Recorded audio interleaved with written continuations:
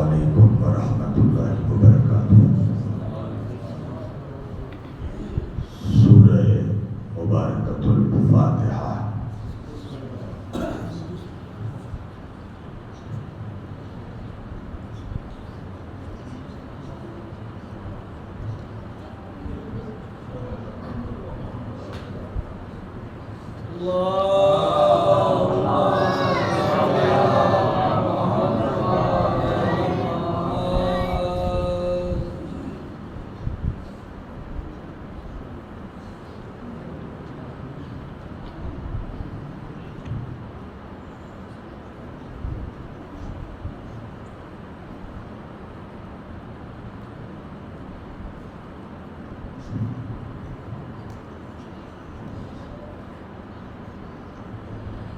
لا حول ولا قوة الا باللہ العلی العظیم۔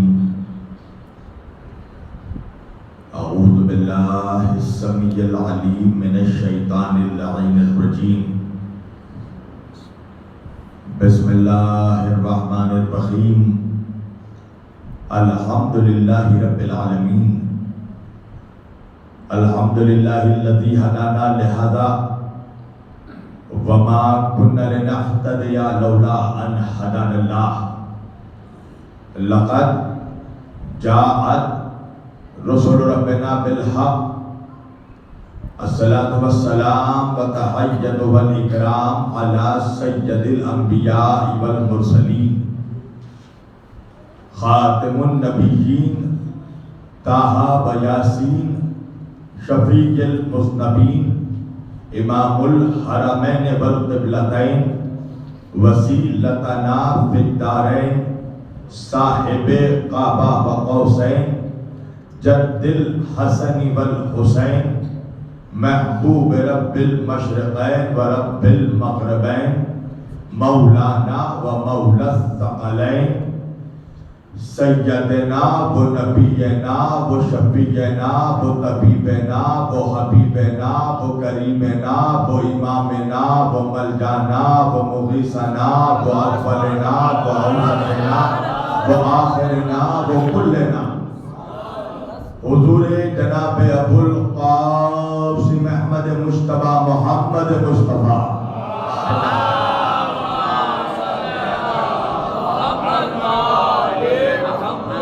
وأهل بيته الطيبين الطاهرين المعصومين المظلومين المنتخبين المنتجبين الغر الميامين وأصحابه المتقين المنتخبين المنتجبين ولعنة الله على أعدائهم أجمعين من ليلنا هذا إلى قيام يوم الدين۔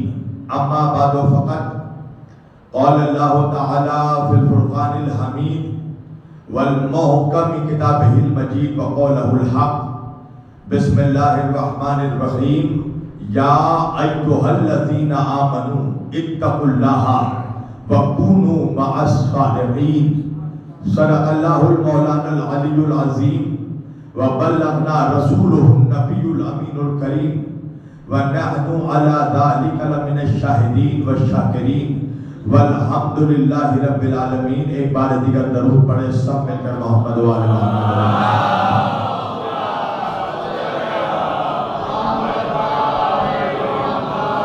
ایک اور عظمت سیدہ پر بلند آواز سے درود پڑھے سب مل کر محمد و آل محمد۔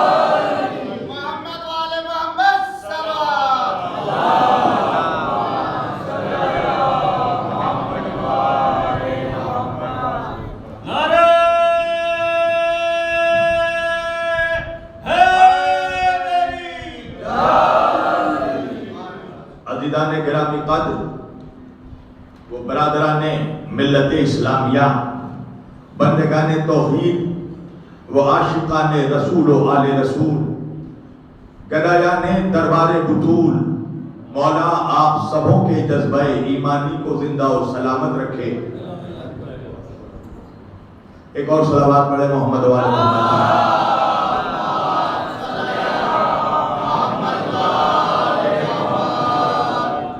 ماشاء اللہ اور بحمدللہ اور بفضل اللہ جس عشرہ اربعین کا آغاز ہم نے 13 صفر المظفر سے اس سرزمین شاملی کیرانہ میں ہم نے کیا تھا، آج وہ اپنے 8ویں مرحلے میں داخل ہو رہا ہے اور مسلسل ہم اس عشرے میں مومنین اور صدیقین کے موضوع پر گفتگو کر رہے ہیں.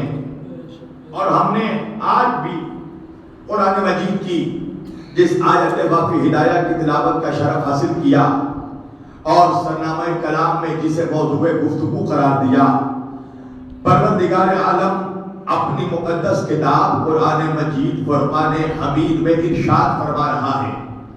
اللہ کہہ رہا ہے بسم اللہ الرحمن الرحیم یا ایھا الذین آمنو، اے ایمان والو کیا کرو، اتقوا اللہ، اللہ کی ذات پر یقین رکھو، وَکُونُوا مَعَ الصَّادِقِینَ، اور سچوں کے ساتھ ہو جاؤ. توجہ کیجئے گا، ہم نے گزشتہ کل بھی آپ کے سامنے یہ گفتگو کی تھی کہ اللہ نے اپنے بندوں سے ڈائریکٹ کلام نہیں کیا، اللہ نے اپنے حبیب کے ذریعہ اپنے بندوں سے کہلوایا. اور اللہ نے قرآن میں جگہ جگہ فرمایا قل، میرے حبیب آپ ان لوگوں سے کہہ دیجئے. توجہ، کچھ ایسے آج بھی ملت اسلامیہ میں لوگ موجود ہیں جو کوشش یہ کر رہے ہیں کہ اللہ تک ڈائریکٹ پہنچے. توجہ، جو نہ کسی وسیلے کے قائل ہیں نہ کسی واسطے کے قائل ہیں، بلکہ ان کو تو صرف اللہ تک ڈائریکٹ پہنچنا ہے. توجہ کیجئے گا. اچھا، اللہ آیت میں کیا کہہ رہا ہے؟ اللہ کہہ رہا ہے اے ایمان والو یا ایھا الذین آمنو اتقوا اللہ، اللہ پر یقین رکھو. توجہ، اللہ پر یقین رکھو، وَکُونُوا مَعَ الصَّادِقِینَ، مگر سچوں کے ساتھ ہو جاؤ. توجہ کیجئے گا، اگر ڈائریکٹ اللہ تک پہنچنا ممکن ہوتا تو اللہ کو کہنا چاہیے تھا کہ اللہ پر یقین رکھو اور اللہ کے ساتھ ہو جاؤ. توجہ کیجئے گا، مگر اللہ کہہ رہا ہے کونوا مع الصادقین، سچوں کے ساتھ ہو جاؤ. تو یہ بات تو طے ہے کہ اللہ جن سچوں کے بارے میں اشارہ کر رہا ہے وہ اللہ نہیں غیر اللہ ہے. توجہ کیجئے گا، تبھی تو اللہ کہہ رہا ہے ان سچوں کے ساتھ ہو جاؤ. یہ سچوں کے ساتھ ہونا بتا رہا ہے کہ اللہ بتا رہا ہے کہ اگر ہم تک پہنچنا ہے تو سچوں کے ساتھ ہونا پڑے گا.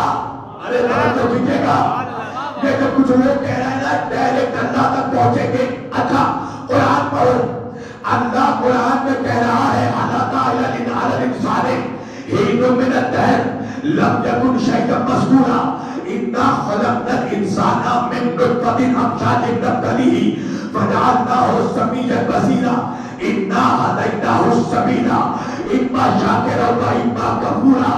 اللہ کہہ رہا ہے دیکھو ہم نے سبیل ہدایت کا انتظام کر دیا، اب چاہے تم شکرانے نعمت کر کے شاکر بن جاؤ یا کفرانے نعمت کر کے کافر بن جاؤ.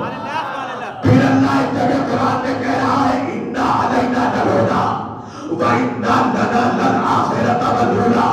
دیکھو ہدایت کی ذمہ داری میری ہے تو اللہ کی ذمہ داری ہے کہ وہ ہدایت کرے، ہماری ذمہ داری ہے کہ ہم ہدایت قبول کریں.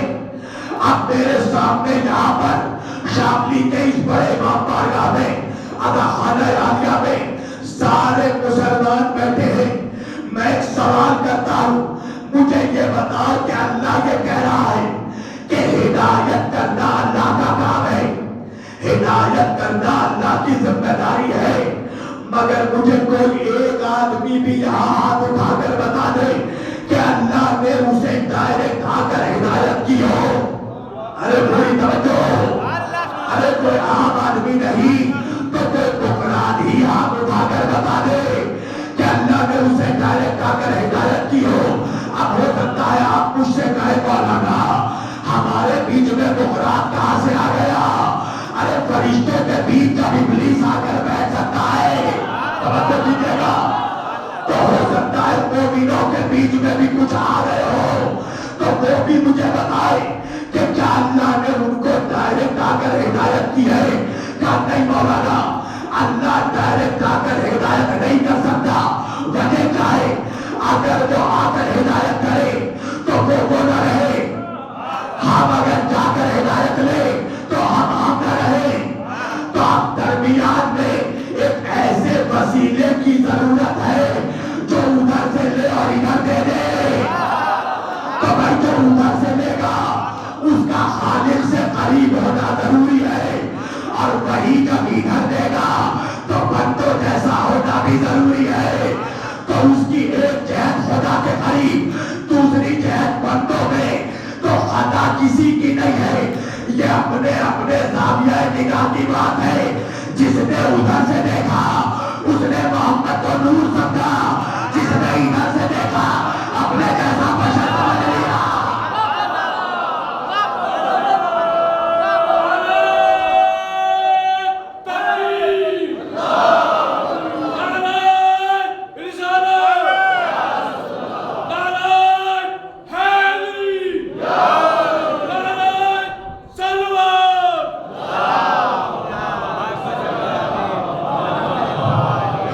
کسی کی نہیں ہے, یہ اپنے اپنے زاویہ نظر کی بات ہے. کون کدھر سے دیکھ رہا ہے؟ جس نے ادھر سے دیکھا نور سمجھا, جس نے ادھر سے دیکھا بشر سمجھا. اچھا جوانوں کے لیے مثال دے دوں, بھائی تم پہلے والے میں یا کسی اونچے فلور میں جاتے ہو تو کائے کا سہارا لیتے ہو کا سیڑھی کا سہارا لیتے ہیں. بھائی سیڑھی کیا ہے؟ سیڑھی کا ایک سرا ہے بلندی پر, سیڑھی کا ایک سرا ہے پستی پر. تو بھائی سیڑھی کا کام کیا ہے؟ پستی کو بلندی سے جوڑ دے. اب سمجھ میں آیا اللہ نے زمین پر محمد و آل محمد کو کیوں بھیجا؟ تاکہ آل محمد بندوں کو خدا سے جوڑ دے. پچھلے بات والے سب مل کر محمد و آل محمد.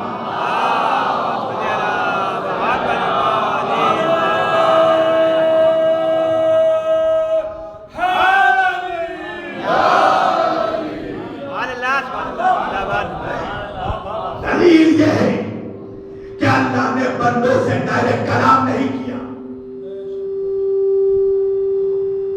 سلوات پڑھے سب مل کر محمد.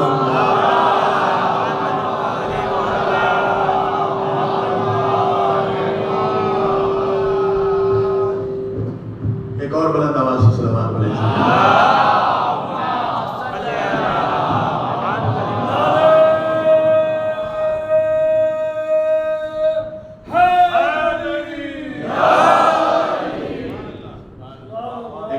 جناب سیدہ پر بلند آواز سے درود پڑھے سب مل کر.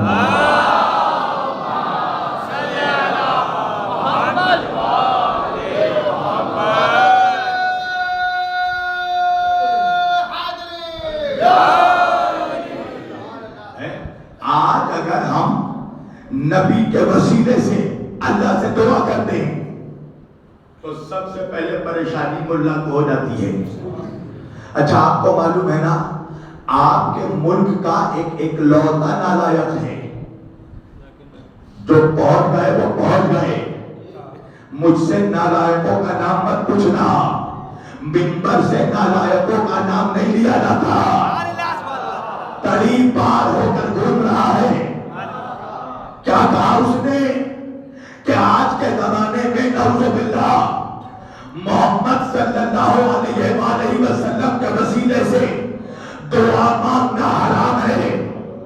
تو بھائی دعا کیسے مانگے؟ کہ اللہ سے ڈائریکٹ دعا مانگو. اچھا جوانو ایک بات مجھے بتاؤ کہ دعا ہے کیا؟ کیا ہے دعا؟ دعا ہے التجا, دعا ہے فریاد, دعا ہے مناجات, اور ہلکا کروں دعا ہے میسج. اپنے دل کا میسج بندہ چاہتا ہے کہ اپنے دل کا میسج اللہ تک پہنچا دے. اسی کا نام ہے دعا. پروردگار غریب ہوں امیر بنا دے, مالک بزدل ہوں بہادر بنا دے, کمزور ہوں طاقتور بنا دے, جاہل ہوں عالم بنا دے, مفلس ہوں غنی بنا دے, فقیر ہوں سخی بنا دے. تو بھائی دعا کیا ہے؟ اپنے دل کا میسج اللہ تک پہنچانے کا نام. تو دعا کیسے مانگے؟ تو نالائق کہنے لگا ڈائریکٹ. توجہ, پتا چلا کہ بندہ چاہتا ہے کہ اپنا میسج اللہ تک ڈائریکٹ پہنچا دے. میں نے کہا نالائق پہلے مجھے یہ بتا کہ کیا اللہ نے بھی اپنا میسج بندوں تک ڈائریکٹ پہنچایا؟ ارے اللہ نے جاننے کہا ہے, کہا نہیں مولانا, اللہ کا سب سے بڑا میسج ہے قرآن. قرآن پہلے محمد کو دیا, محمد نے امت کو دیا. میں نے کہا انصاف کر مولوی, اللہ جب اپنا میسج بغیر محمد کے نہیں پہنچاتا تو تو اپنا میسج اللہ تک بغیر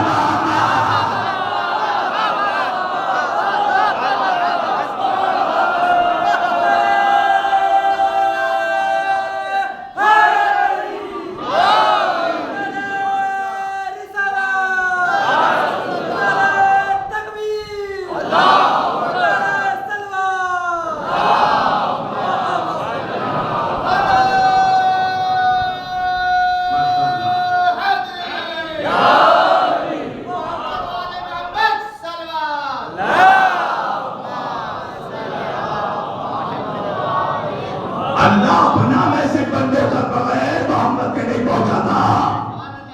تو تو اپنا میسج اللہ تک بغیر محمد کے کیا پہنچائے گا؟ اللہ تو تجھے اس قابل نہیں سمجھتا کہ تجھ سے ڈائریکٹ کلام کرے. اللہ کہہ رہا ہے قل انما انا بشر مثلکم, میرے حبیب آپ ان سے کہہ دو. پھر دوسری جگہ کہا قل هو اللہ احد, میرے حبیب آپ کہہ دو اللہ ایک ہے. پھر ایک جگہ کہا قل لا اسألکم, میرے حبیب آپ کہہ دو ہمیں کوئی اجرت نہیں چاہیے. پھر ایک جگہ کہا قل ان کنتم تحبون اللہ فاتبعونی, میرے حبیب آپ کہہ دو.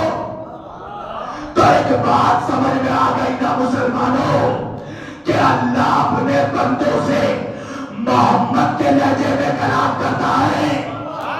ارے نہیں پہنچا میرا مجمع. اللہ نے فرشتوں سے کلام کیا محمد کے لہجے میں, اللہ نے انسانوں سے کلام کیا محمد کے لہجے میں, اللہ نے مسلمانوں سے کلام کیا محمد کے لہجے میں, اللہ نے مومنوں سے کلام کیا محمد کے لہجے میں, اللہ نے نبیوں سے کلام کیا محمد کے لہجے میں, اللہ نے آدم سے کلام کیا محمد کے لہجے میں, اللہ نے موسیٰ سے کلام کیا محمد کے لہجے میں, اللہ نے عیسیٰ سے کلام کیا محمد کے لہجے میں, اللہ نے ابراہیم سے کلام کیا محمد کے لہجے میں, اللہ نے اسماعیل سے کلام کیا محمد کے لہجے میں. سوال یہ ہے کہ اللہ نے سارے جہان سے محمد کے لہجے میں کلام کیا تو پھر محمد سے کس کے لہجے میں کلام کیا؟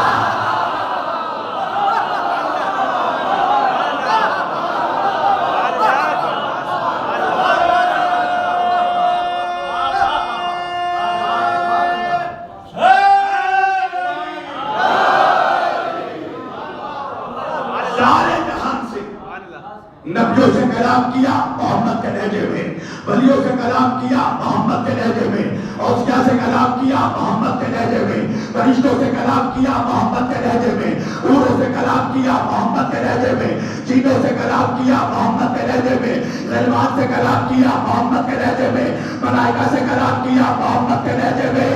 مگر ایک وقت ایسا آیا مسلمانوں جب میرا نبی معراج پر جانے لگا, ساتوں آسمان کو پار کر کے جب میرا نبی عرش پر جانے لگا, جبریل رک گئے, نبی پڑ گئے. ایک مرتبہ نبی نے گھوم کر پوچھا جبریل میرے ساتھ آگے کیوں نہیں چلتے؟ تو جبریل نے کہا یا رسول اللہ اگر یہاں سے ایک قدم آگے بڑھ گیا تو بالوں پر چل جائیں گے. مسلمانوں اپنے نبی کی عظمت کا اندازہ کرو, اپنے نبی کی عظمت سمجھو. جہاں پر جبریل کے پر چل رہے تھے وہاں محمد نالین پہنے چل رہے تھے.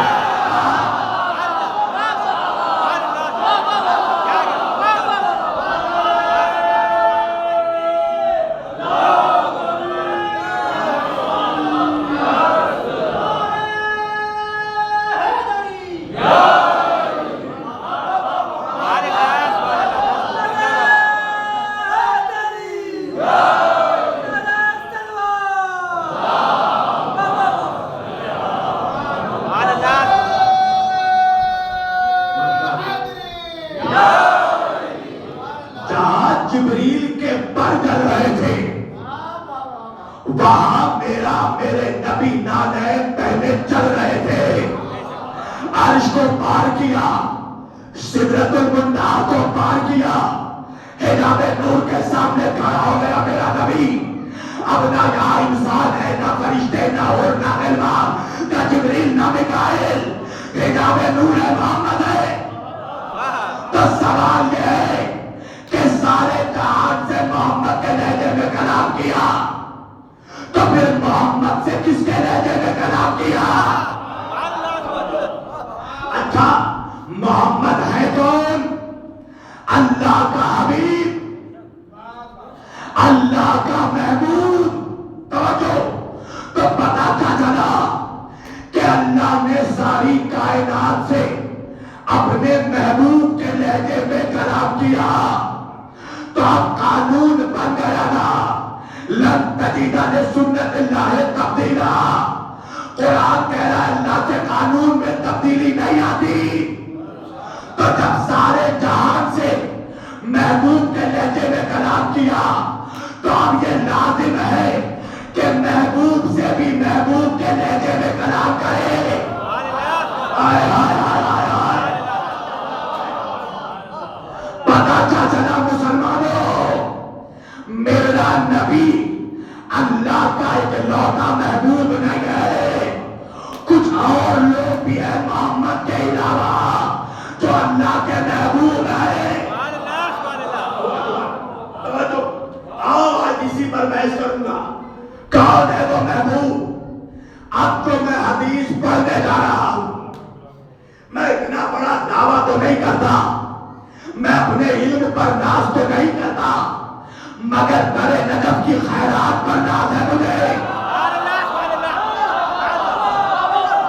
اور مجھے یقین ہے میرے بزرگ یہاں پر بیٹھے ہیں، ایک بڑا جملہ کہوں گا ناز مولا رکھیں گے، مجھ سے پہلے شاید آج تک کسی نے یہ حدیث نہیں پڑھی ہوگی جو حدیث میں اب پڑھنے جا رہا ہوں۔ پہلی مرتبہ شاملی میں دیکھو محمد کے علاوہ اللہ کا محبوب کون ہے؟ توجہ، کتاب کا حوالہ بھی دے رہا ہوں۔ پہلی کتاب امام نسائی، سنیوں کا حدیث کا بہت بڑا امام، امام نسائی نے اپنی کتاب خصائص امیر المومنین میں اس حدیث کو لکھا۔ آپ کہیں گے مولانا آپ نے پہلے امام نسائی کا حوالہ کیوں دیا؟ اس لیے کہ یہ وہ نسائی ہے جس کا ہر علی کا چاہنے والا تعظیم کرتا ہے۔ پتہ ہے وجہ کیوں ہے؟ وجہ یہ ہے کہ جب بنی امیہ کے کتے 90 سالوں تک مولا علی کو منبروں سے گالیاں دیتے تھے، اور جس زمانے میں علی کو گالی دینا جمعے کے خطبے میں شمار تھا، اس زمانے میں علی کی عظمت پر کتاب لکھی تھی امام نسائی نے، اور کتاب کا نام رکھا خصائص امیر المومنین امام علی ابن ابی طالب علیہ السلام۔ اور لکھنے کے بعد امام نسائی نے کہیں یہاں بھاگائی، دشمن کے گھر میں پہنچے، اور شام کی جامع مسجد کے منبر پر چڑھ کر انہوں نے اپنی اس کتاب میں علی کے فضائل پڑھ کر سنائے۔ اب جب سنائے تو شام زادوں کو تکلیف ہوئی، ارے نہیں پہنچا شاملی، جملہ بدل کر کہہ دوں، شام زادوں کو نہیں حرام زادوں کو تکلیف ہوئی۔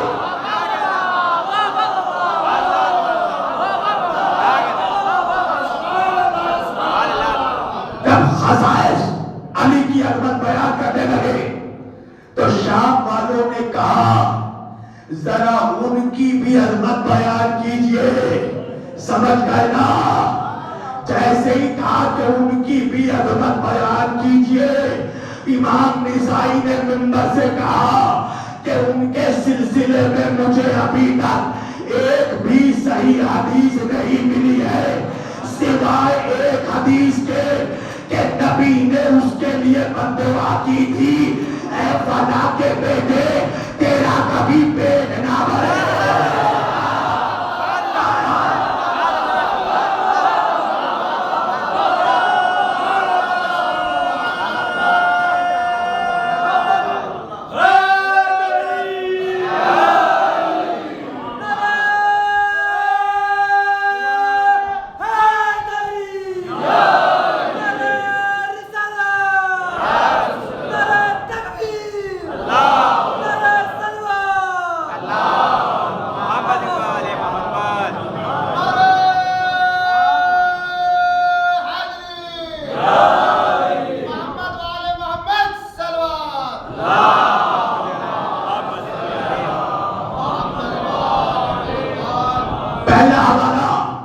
امام نسائی نے اس کو اپنی کتاب خصائص امیر المومنین میں اس حدیث کو لکھا. خلاصۃ الاحکام نے اس کو امام نبوی نے لکھا. توجہ کیجیے گا. سنن الکبریٰ میں اس کو امام بہقی نے لکھا. المستدرک الصحیحین میں اس کو امام حاکم نیشابوری نے لکھا. المعجم الاوسط میں اس کو امام طبرانی نے لکھا. سیرت اعلام النبلاء میں اس کو امام ذہبی نے لکھا. الہدایہ میں اس کو امام ابن حجر اسقلانی نے لکھا. اب اتنے سارے میں نے حوالے دے دیے, اس کے باوجود بھی کسی کو شک تو اس کے خاندان پر شک, اس کے شجرے پر شک, اس کے اعظم نسب پر شک. پوری توجہ. حدیث کا ہے سننا. امام نسائی روایت کرتے ہیں صحابی رسول حضرت انس ابن مالک سے, حضرت انس ابن مالک فرماتے ہیں عن انس ابن مالک عن النبی فقال ایتینی بربی خلقان عنده طائر فقال ایتینی بربی خلقک الیک یاکل معی من هذا الطیر. حضرت انس ابن مالک رضی اللہ تعالیٰ عنہ فرماتے ہیں کہ میں ایک دن رسول اللہ کے ساتھ تھا کہ نبی کے دسترخوان میں ایک بھونے ہوئے پرندے کا گوشت لا کر رکھا گیا. میرے نبی نے ہاتھ اٹھا کر دعا کی. قال انه طائر فقال ایتینی برب خلقک الیک یاکل معی من هذا الطیر. اے اللہ اس دسترخوان میں اس پرندے کا گوشت کھانے کے لیے اس کو بھیج دے جو جہان میں تیرا سب سے محبوب ہو. پوری توجہ. جو پوری کائنات میں تیرا سب سے زیادہ محبوب ہو. انس ابن مالک کہتے ہیں فجاء ابو بکر فرتہو. ابو بکر نے آ کر اجازت مانگی. نبی نے کہا چلے جاؤ. فجاء عمر فرتہو. عمر نے آ کے اجازت مانگی. نبی نے کہا چلے جاؤ. فجاء علی بإذن لہ. جیسے ہی علی آئے نبی نے کہا آ جاؤ. تو ایک بات سمجھ میں آ گئی, اللہ نے سارے جہان سے نبی سے لہجے میں کلام کیا اور نبی سے علی کے لہجے میں.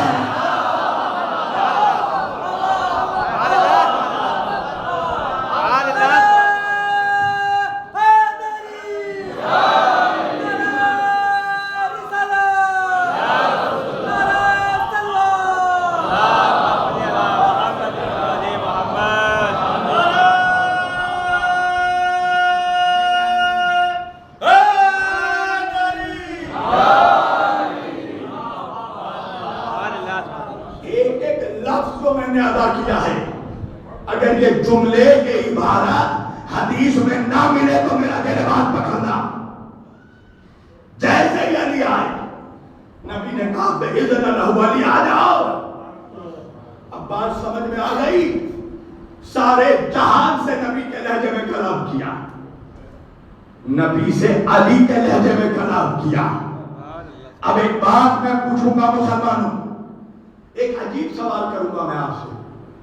آپ بھی سوچیں گے مولانا کو اچانک کیا ہو گیا. ہو سکتا ہے اس سوال پر کچھ لوگ میرے دماغ پر شک کریں. کوئی تعجب نہیں ہے جب کچھ منحوس لوگ رسول اللہ کے دماغ پر شک کر سکتے ہیں.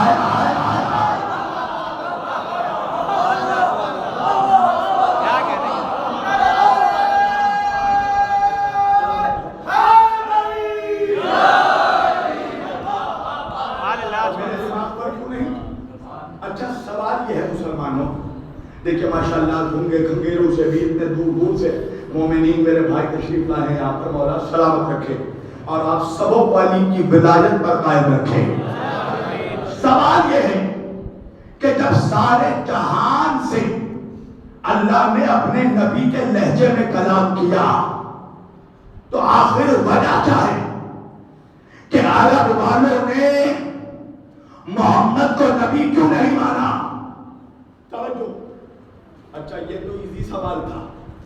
اب جو سوال ہے وہ ٹف ہے.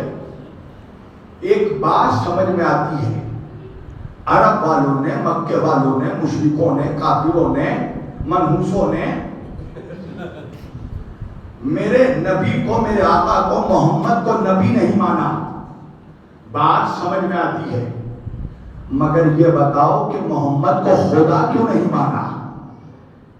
آپ بھی سوچیں گے مولانا یہ کیسی بات ہے، نبی ماننے کو تیار نہیں تھے تو خدا کیسے مان لیتے؟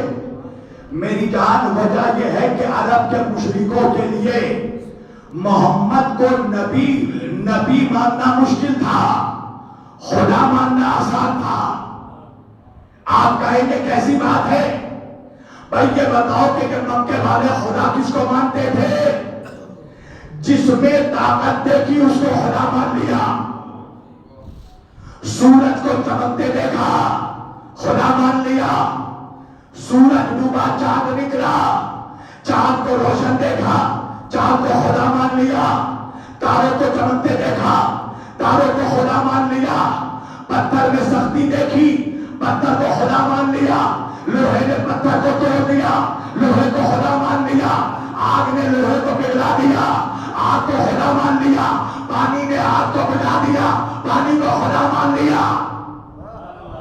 تو اچھا تاریخ پڑھیے گا، تاریخ یہاں تک ملتی ہے کہ خود حلوہ بنایا اور حلوے کا خدا بنایا اور حلوے کو خدا مانا.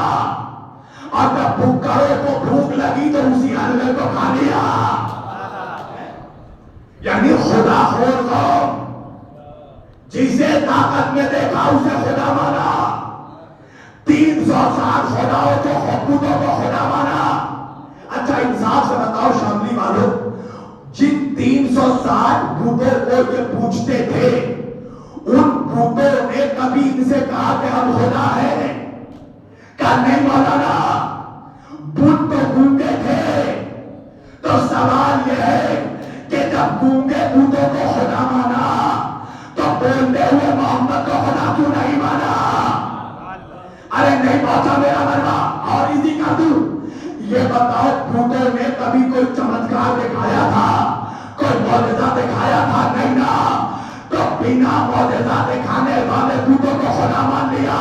اور وہ محمد جس نے چاند کے ٹکڑے کر کے دکھایا، سورج کو بنانا دکھایا، درختوں کو چھپا کر دکھایا، کنکروں کو بلوا کر دکھایا، جانوروں کو کلمہ پڑھوا کر دکھایا. تو بغیر دکھانے والے بتوں کو خدا مان لیا اور معجزہ دکھانے والے محمد کو خدا نہیں مانا. وجہ کیا ہے؟ میری طرف دیکھنا جوانو. وجہ یہ ہے کہ جو 360 بت تھے، ہر بت کا ایک ٹھیکیدار تھا. ہر بت کے کچھ ٹھیکیدار، کچھ پجاری تھے. اور جب کافر مشرک آتے تھے بتوں کے سامنے دعائیں مانگنے، کوئی آیا آ کر کہنے لگا حبال میرا کاروبار نہیں چل رہا ہے، میرا کاروبار چلا دو، تو فوراً جو ٹھیکیدار پجاری ہوتا تھا وہ کہتا تھا ایسے نہیں، منت مانگو، آ کر سونا چڑھانا پڑے گا، سونا چڑھاؤ گے تو حبال رات پوری کرے گا. کوئی عزا کے پاس گیا، عزا میری اولاد نہیں ہے، تو ٹھیکیدار کہتا تھا لا کر کپڑے چڑھاؤ، پھل چڑھاؤ، مٹھائی چڑھاؤ، تب جا کے دعائیں قبول ہوگی. تو یہ جتنے اندھ بھکت تھے گونگے بتوں کے سامنے آ کر چڑھاوے چڑھاتے تھے. سوال یہ پیدا ہوتا ہے کہ کیا ان چڑھاووں کی ضرورت تھی بتوں کو؟ کہا نہیں، یہ تو مردہ تھے اور یہ گونگے تھے. یہ ٹھیکیدار جانتے تھے جتنے بھی چڑھاوے چڑھیں گے بتوں کو ان کی ضرورت نہیں ہے. بت گونگے ہیں، بت منع نہیں کریں گے. تو بھائی چڑھاوے جاتے کہاں تھے؟ ٹھیکیداروں کے غلے میں. بات کیا سمجھ میں آئی؟ یہ ٹھیکیدار بتوں کی خاموشی کو کیش کرانا چاہتے تھے. تو مشرکوں کا مزاج سمجھ میں آیا کہ خاموش کو لے لو، بولتے ہوئے کو چھوڑ دو، سامت کو لے لو، ناطق کو چھوڑ دو. یہی مشرک بعد میں کلمہ پڑھ کر جب منافق بنے تو انہوں نے نعرہ لگایا قرآن کو لے لو، اہل بیت کو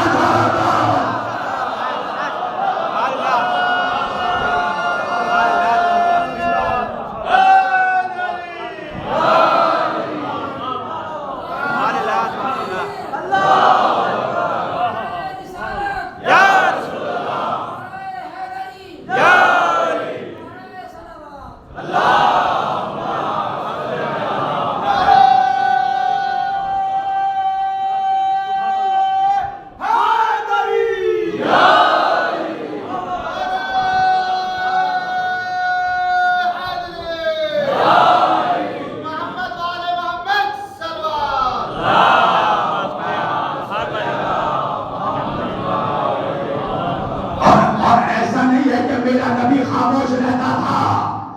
میرا نبی بت پرستوں کے سامنے میرا نبی بتوں کے عیب بیان کرتا تھا.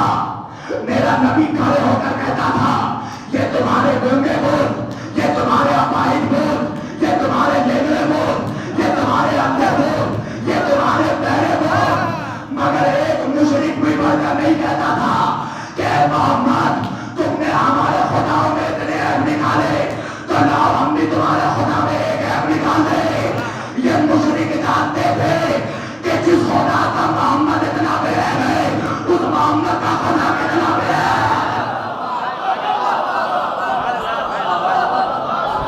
سلام پڑھے سمجھ کے محمد والے محمد پر.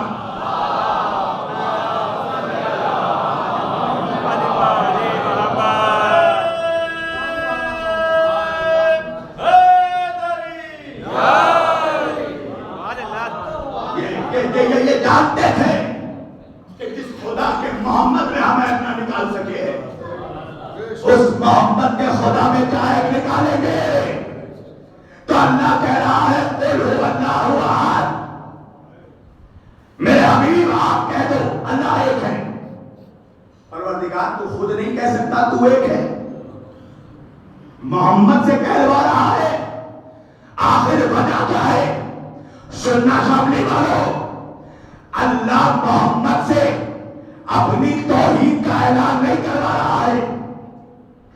اللہ اپنے محمد کو اپنی توحید کا گواہ بنا رہا ہے. اللہ اکبر. نہیں پہنچا میرا مجمع. لا الہ الا اللہ کا گواہ ہے میرا محمد. اللہ کی توحید کے دو گواہ ہیں، ایک محمد دوسرا قرآن. مگر گواہی الگ الگ ہے. قرآن خاموش گواہ ہے، محمد بولتے ہوئے گواہ ہے. تو اللہ کی توحید کے دو گواہ، ایک خاموش قرآن دوسرا بولتے ہوئے محمد. تو اب میرا جواب کہنے لگا مولانا جس طرح اللہ کی توحید کے دو گواہ خاموش قرآن اور بولتے ہوئے محمد، اسی طرح محمد کی رسالت کے بھی دو گواہ ہونے چاہیے. اسی لیے اللہ نے قرآن میں کہا وَيَقُولُ الَّذِينَ كَفَرُوا لَسْتَ مُرْسَلًا قُلْ كَفَىٰ بِاللَّهِ شَهِيدًا بَيْنِي وَبَيْنَكُمْ وَمَنْ عِندَهُ عِلْمُ الْكِتَابِ. اے میرے محمد، یہ کافر جو کہتے ہیں تو اللہ کا رسول نہیں ہے، تو تو ان سے کہہ دے کہ تیری رسالت کے لیے دو گواہ کافی ہے. ایک تو میں اللہ خود تیرا گواہ ہوں اور وَمَنْ عِندَهُ عِلْمُ الْكِتَابِ، اور دوسرا وہ گواہ ہے جس کے سینے میں پورے کتاب کا علم ہے. اب مسلمان فیصلہ کرے پورے کتاب کا علم کس کے سینے میں تھا؟ اس کے سینے میں جس کو زندگی بھر سورہ بقرہ یاد نہیں ہو سکا، یا اس کے سینے میں جو آغوش محمد میں قرآن پڑھا رہا ہو؟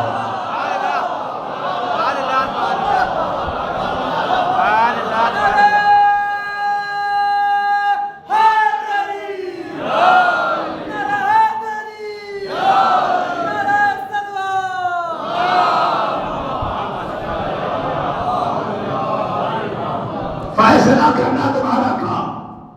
کس کے سینے میں کتاب کا علم ہے؟ وہ جس کو ساری زندگی سورہ بقرہ یاد نہیں ہو سکا، یا وہ جو آغوش رسالت میں قرآن پڑھ رہا ہو؟ کس کے پاس علم تھا؟ توجہ. اچھا، تو جس طرح اللہ کی توحید کے دو گواہ خاموش قرآن بولتے ہوئے محمد، اسی طرح محمد کی رسالت کے دو گواہ خاموش قرآن دوسرا بولتے ہوئے علی. اب وہ ملا ہی کیا جو علی کی عظمت ختم کر جائے؟ مولوی کہنے لگا گواہ تو ہم بھی ہیں رسالت کے. اچھا تو بھی گواہ ہے؟ کیسے ہے؟ کہ ہم بھی تو قرآن میں نماز میں گواہی دیتے ہیں وَأَشْهَدُ أَنَّ مُحَمَّدًا عَبْدُهُ وَرَسُولُهُ. ہم گواہی دیتے ہیں محمد اللہ کے عبد و رسول ہے، تو گواہ تو ہم بھی ہیں اور گواہ علی بھی ہے، تو ہم میں اور ان میں فرق کیا ہے؟ میں نے کہا وہی فرق ہے جو فرق طہارت اور نجاست میں ہے۔ توجہ، اچھا ہم بھی گواہ ہیں محمد کی رسالت کے، ہم بھی گواہ، علی بھی گواہ، فرق کیا ہے؟ ہم گواہ ہیں اعلان رسالت کے۔ اعلان رسالت یعنی جب 40 سال کی عمر میں میرے نبی نے فاران کی چوٹی پر کھڑے ہو کے اعلان کیا کہ میں محمد اللہ کا رسول ہوں، تو مسلمانوں نے وہ اعلان سن کر گواہی دی۔ توجہ، تو ہم ہیں اعلان رسالت کے گواہ اور علی ہے عطائے رسالت کا گواہ۔ اعلان رسالت کی گواہی یعنی اعلان سن کے ہم نے گواہی دی۔ عطائے رسالت کا گواہ وہ ہو سکتا ہے جو اس وقت موجود ہو جب محمد رسول بن رہے تھے۔ اسی لیے تو میرے نبی نے کہا افضل ما خلق اللہ نوری، اللہ نے سب سے پہلے میرے نور کو پیدا کیا۔ وعلی وانا وعلی من نور اللہ، میں اور علی ایک نور کے دو حصے۔ پوری توجہ،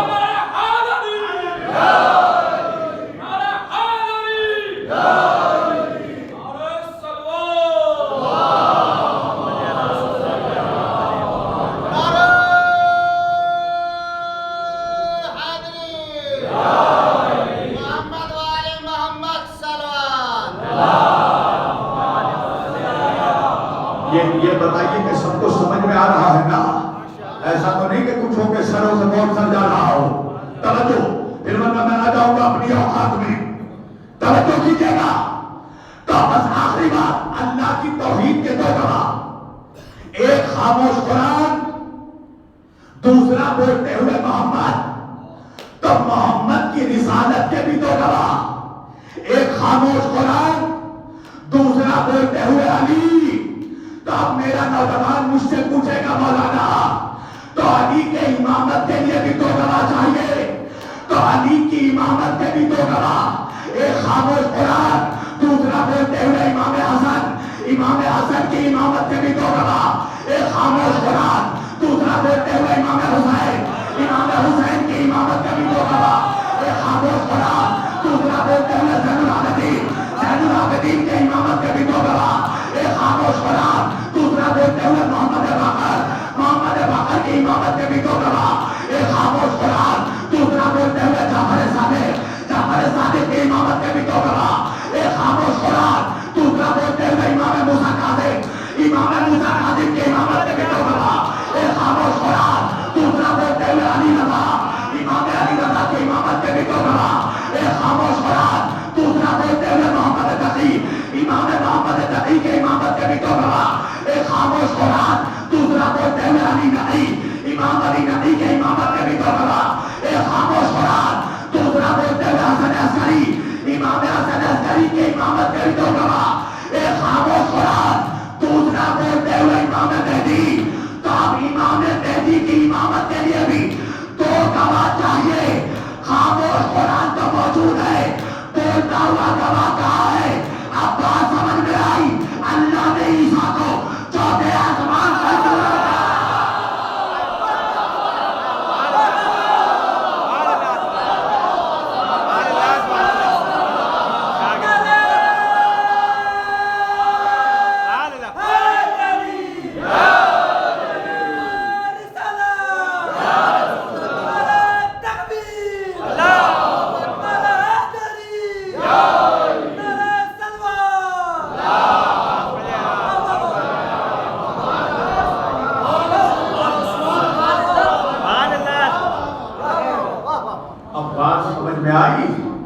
عیسیٰ کو چوتھے آسمان پر کیوں روک رکھا ہے؟ جب امام آئے گا تو گواہ بھی آ جائے گا۔ اللہ اکبر، سمیٹ دی میں نے اپنی گفتگو۔ یہ ہر امامت کے دو گواہ۔ اللہ اکبر، کربلا میں حسین کی امامت کے لیے بھی گواہ موجود ہیں، ایک قرآن ہے، دوسرا بولتے ہوئے سجاد. اور کیا انتظام کیا حسین نے. اگر خدا نہ خواستہ سجاد کو بھی کچھ ہو جاتا پھر بھی بولتا ہوا محمد باقر موجود تھا. کیا حفاظت کی حسین نے. اس لیے تو علامہ اقبال کو کہنا پڑا اسلام کے دامن میں بس اس کے سوا کیا ہے. ایک ضرب ید اللہ، ایک سجدہ شبی، بس دو ہی چیزیں ہیں اسلام میں. یا علی کی تلوار کا نام اسلام ہے، یا حسین کے سجدے کا نام اسلام ہے. کیا سجدہ کیا حسین. علامہ اقبال کہتے ہیں ان کے زیر دیغ کوجد لا الہ، ان کے اسخونش بروجد لا الہ، ان کے بخشت پہ یقین آرا یقین، ان کے لذت السجود او زمین. وہ کہ جس نے زیر دیغ بھی لا الہ الا اللہ، وہ کہ جس نے بے یقینوں کو یقین بخش دیا، وہ کہ جس کے سجدے سے زمین اور آسمان لرزے. وہ سجدہ کیا کہ سر اٹھا نہیں، سر اٹھایا گیا. ہاں ڈالو مولا تمہاری اس حاضری کو قبول فرمائے. آج حسین کا چہلم گزر گیا. سال بھر انتظار کر رہے تھے نا کہ کب محرم آئے گا، کب مولا کی فرش عزا پیچھے گی، کب ہم زہرا کو ان کے لال کا فرصہ دیں گے. عزادارو آج 40 گزر گئی، بہت تیزی سے دن گزر رہے ہیں. اب اگلے سال وہ آ کر فرش عزا پر بیٹھے گا جو زندہ ہوگا. عزادارو حسین کی ہر مجلس میں جب آیا کرو تو اپنی زندگی کی آخری مجلس سمجھ کر آیا کرو. اگر داد نہیں بھی دو گے تو بہت زیادہ سے زیادہ تھوڑا مجھے افسوس ہوگا، مگر عزادارو اگر تم گریہ نہیں کرو گے تو شہزادی کے دل کو تکلیف پہنچے گی. اس لیے کہ سیدہ تمہارے آنسوؤں کے لیے آتی ہے. سیدہ نے اور کچھ نہیں مانگا تھا، بس ایک ہی سوال کیا تھا، بابا میرے حسین پہ روئے گا کون. عزادارو سیدہ صرف آنسوؤں کی خاطر آتی ہے، میرے حسین پر روئے گا. وہ حسین کہ جسے چکیا پیس کر پالا ہے زہرا نے، وہ حسین کہ جو سجدے میں نبی کے پشت پر سوار ہو جائے تو نبی سر نہیں اٹھاتے.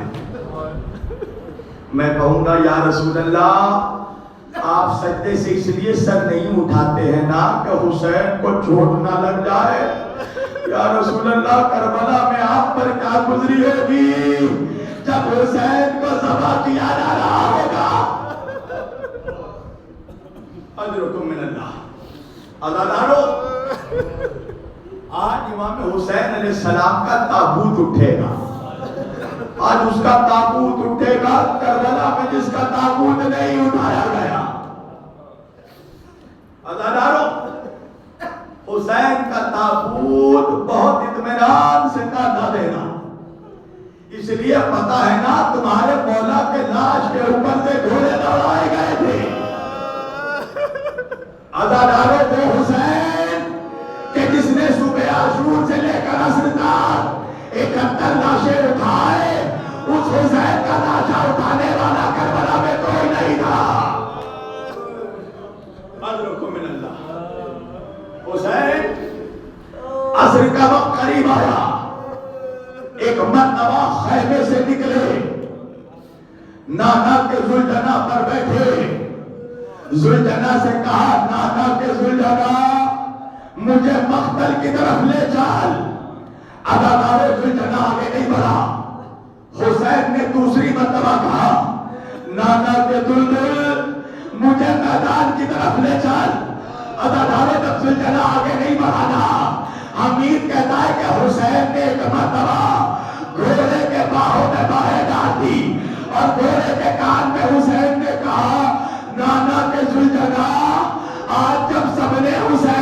ساتھ چھوڑ دیا تو بھی میرا ساتھ چھوڑے گا.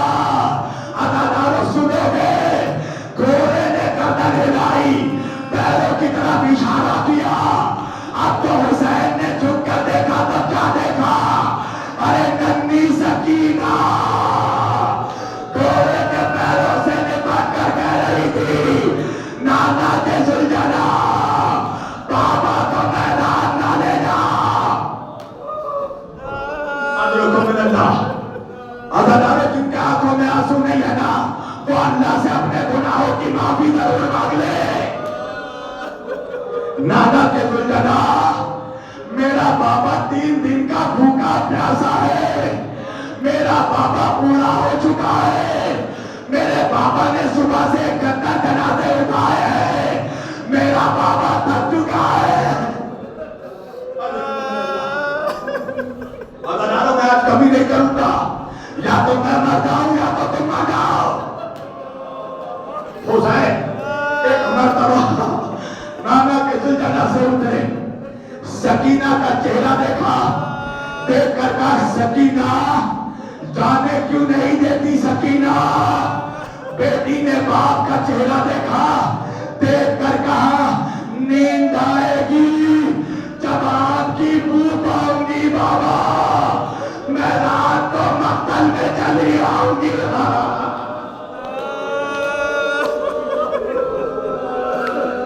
فرمایا نکلتی نہیں سیدانیہ باہر, ارے سینے پہ سلائے گی تمہیں رات کو مادر. اس نے کہا سوئیں گے کہاں پھر علی اصغر.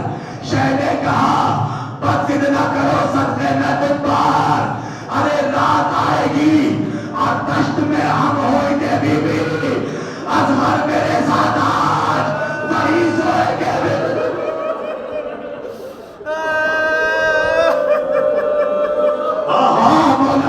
مولا ان آبادوں کو سلامت رکھے, ایسے ہی گریا کرو.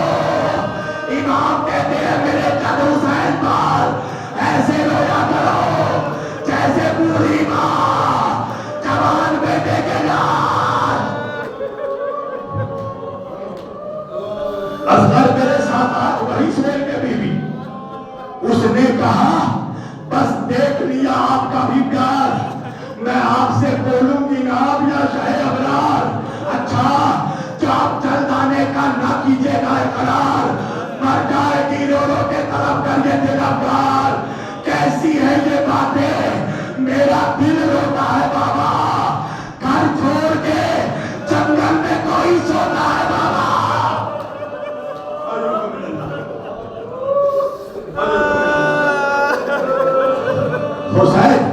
حسین نے سکینہ کا چہرہ دیکھا.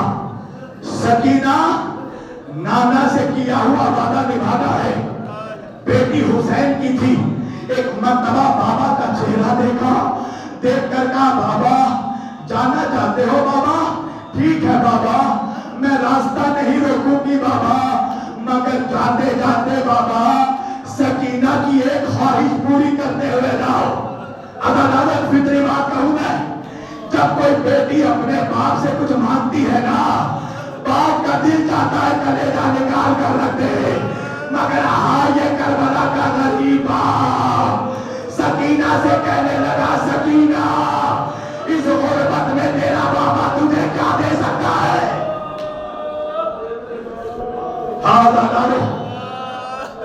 بیٹی حسین کی تھی.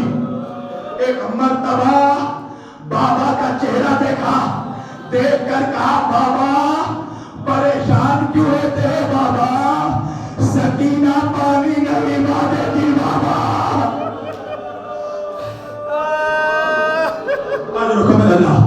خدا ان آنسوؤں کو سلامت رکھے, خدا ان آوازوں پر اپنی رحمت نازل فرمائے.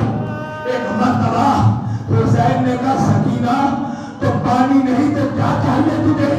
سکینہ نے کہا بابا سکینہ کو آپ کے سینے پر سونے کی عادت ہے بابا. بابا سکینہ کئی راتوں کی سوئی نہیں ہے بابا. بابا ایک آخری بار سکینہ کو سینے پر سلا دو بابا, عزادار قیامت ہو گئی.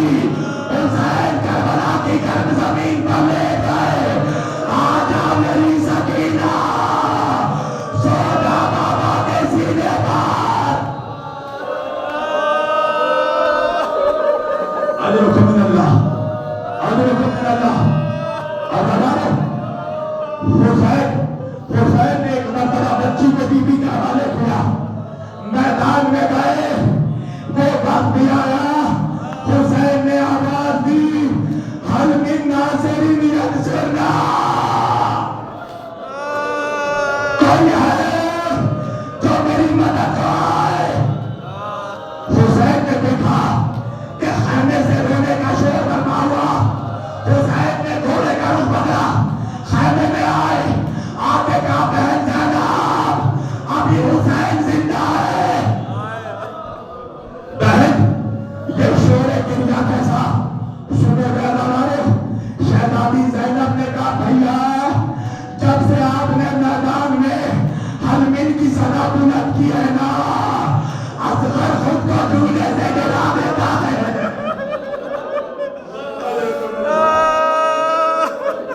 بھیا یہ بچہ 3 دن کا پیاسا ہے، اس کی ماں کا دودھ خشک ہو چکا ہے، اصغر کو پانی نہیں ملا تو مر جائے گا۔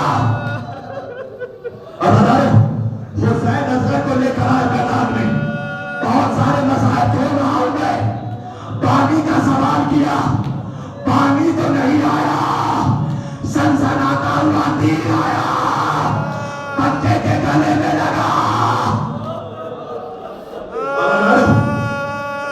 خون کا فوارہ اٹھا، حسین نے چلو میں خون لیا، ایک مرتبہ چہرے میں اصغر کا لہو بنا، اصغر کی لاش ڈول گئی۔ سنو کیا دارو؟ حسین اصغر کی لاش لے کر خیمے کی طرف بڑھنے لگے، اچانک کیا دیکھا؟ زمین پر کلیہ جوان اکبر کا لاشا پڑا ہے۔ حسین اکبر کے لاش کے قریب بیٹھ گئے، اللہ کسی باپ کو یہ دن نہ دکھائے، گود میں 6 مہینے کا بچے کا لاشا، زمین پر 18 سال کے جوان کا لاشا۔ حسین بیٹھ کر گود میں اصغر کا جنازہ، زمین پر اکبر کا لاشا، ایک مرتبہ اکبر کے چہرے کو دیکھا، دیکھ کر حسین نے کہا بیٹا اکبر، جب میں مدینے سے آ رہا تھا اکبر تم نے مجھ سے کہا تھا نا بابا آپ کی داڑھی سفید ہو جا رہی ہے، بابا اپنی داڑھی میں مہندی لگا لو، بابا اپنی داڑھی لال کر لو، بابا۔ اکبر حسین نے وعدہ کیا تھا حسین اپنی داڑھی لال کرے گا، بیٹا میں نے وعدہ پورا کر دیا، کربلا میں مہندی تو نہیں ملی، اصغر کے خون سے وعدہ۔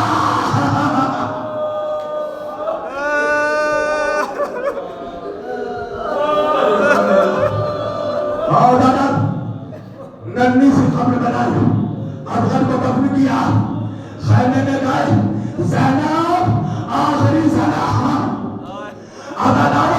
حسین جب خیمے سے نکلے، حمید کہتا خیمے کا پردہ اٹھتا تھا، پردہ گرتا تھا۔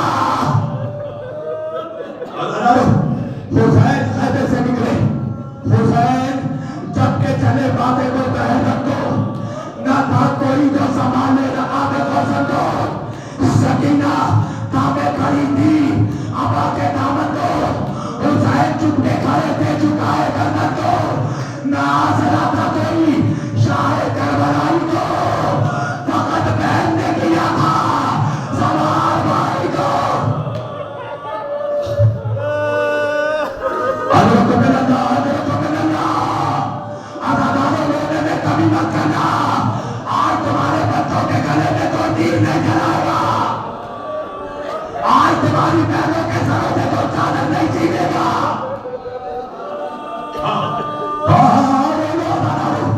تم نہیں مرو گے، مرنا ہوتا تو سجاد مر جاتا۔ حضرت من اللہ، حسین ایک مرتبہ خیمے سے نکلے، گھوڑے پر سوار ہوئے، حمید کہتا ہے ایک مرتبہ جلال میں آ کر شیر خدا کے بیٹے نے حملہ کیا، پہلے فولاد سے گزرے، عباس کی لاش کو دیکھا، کہا عباس بھیا اپنے بھائی کی جان دیکھو،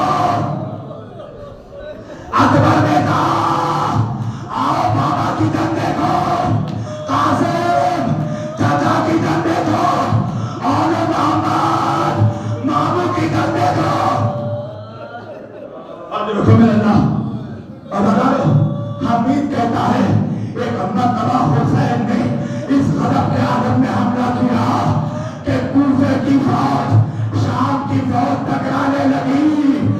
عصر کا وقت قریب آیا. آسمان سے ندائے آسمانی آئی یا ایتھا النفس المطمئنہ.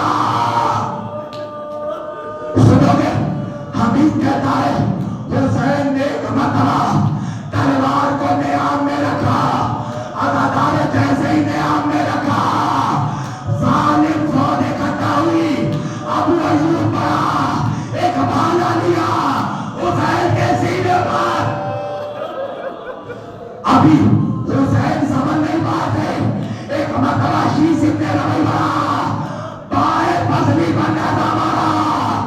زنان ملعون آیا دائیں پسلی پر نیزہ مارا. سنو گے جب دو طرف سے نیزہ اندر گیا نا نیزہ پھنس گیا.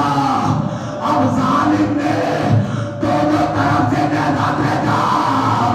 ارے زہرا کا لال کبھی گھوڑے میں دائیں طرف کبھی بائیں طرف.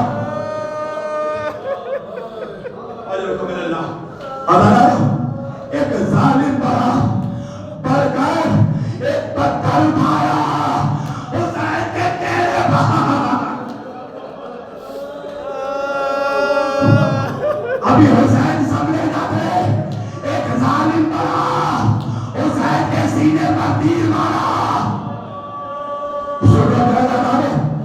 تیر نے حسین کو اتنا تک پہنچایا حسین نے کہا کہ تیر پکڑ کر سامنے سے نکالے. جب تیر نہیں نکلا نا حسین نے ہاتھ جوڑے تیر کو سامنے سے دبایا.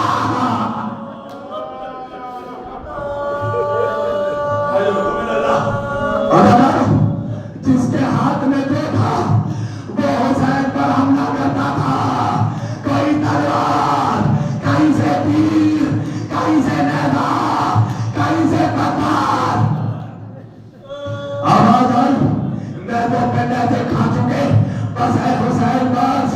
تیروں پہ تیر کھا چکے بس ہے حسین بس. زخموں پہ زخم کھا چکے بس ہے حسین بس. ہم تم کو آزما چکے بس ہے حسین بس. ارے سر کو جھکا دو خنجر بیداد کے لیے کچھ امتحان چھوڑ دو سکا.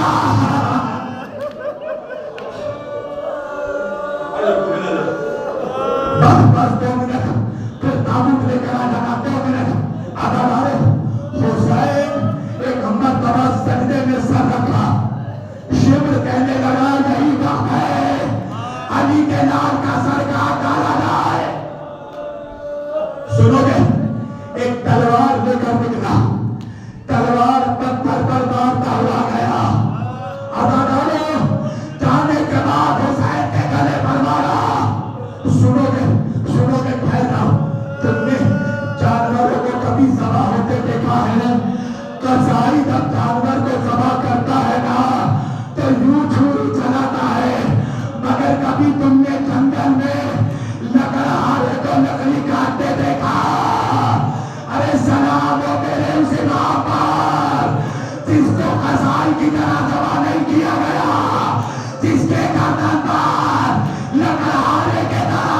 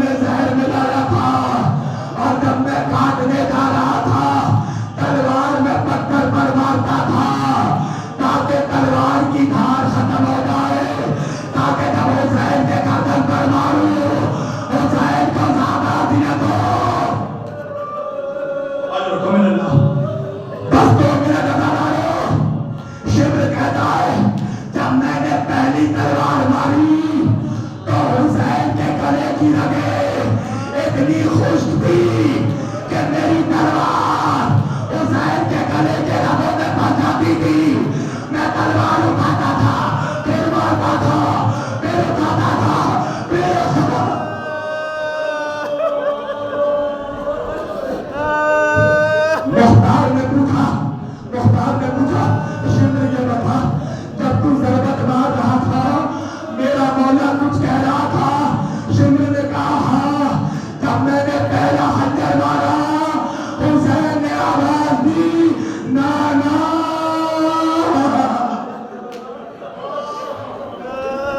کہا جب میں نے دوسرا خنجر مارا حسین نے آواز دی بابا، جب تیسرا خنجر مارا حسین نے آواز دی اما، جب چوتھا خنجر مارا حسین نے آواز دی بھیا، اس کے بعد مختار نے کہا، اس کے بعد میرا مولا کیا کہتا تھا؟ شمر نے کہا اب جب خنجر مارتا جاتا تھا حسین کہتے جاتے تھے عباس، بھیا عباس، میرے بھیا